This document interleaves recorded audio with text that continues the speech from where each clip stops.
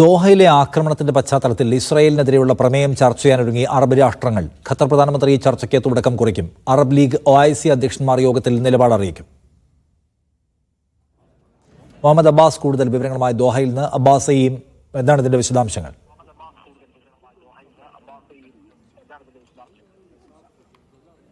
നിഷാദെ, ഇപ്പോൾ ദോഹയിൽ നടക്കുന്ന മന്ത്രിതല കൂടിക്കാഴ്ച, അറബ് രാഷ്ട്രങ്ങളുടെ വിദേശകാര്യമന്ത്രിമാരുടെ കൂടിക്കാഴ്ചയാണ് നിലവിൽ നടന്നുകൊണ്ടിരിക്കുന്നത്.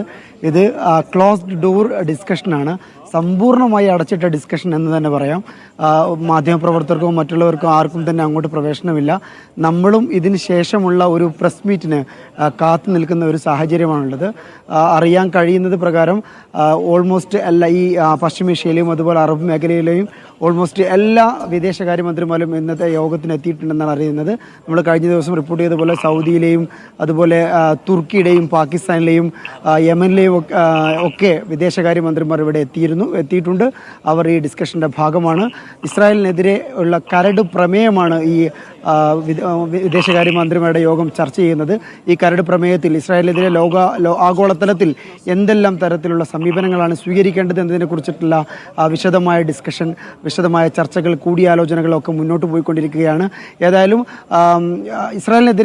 ഇസ്രായേൽ ദോഹയ്ക്കെതിരെ, ഖത്തറിനെതിരെ നടത്തിയ ഒരു ആക്രമണം, ഈ ആക്രമണത്തിൻ്റെ പശ്ചാത്തലത്തിൽ ശക്തമായ നിലപാട് തന്നെ ഇസ്രായേലിനെതിരെ ഉണ്ടാകണം എന്നുള്ളൊരു പൊതുവികാരം അറബ് രാഷ്ട്രങ്ങൾക്കിടയിൽ ഉണ്ട്.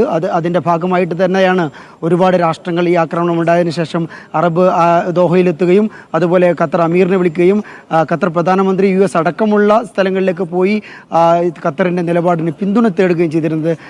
എന്തായാലും അത്തരത്തിലുള്ള ഒരു ഔട്ട്കം തന്നെയാണ് നമ്മളിതിൽ പ്രതീക്ഷിക്കുന്നത്.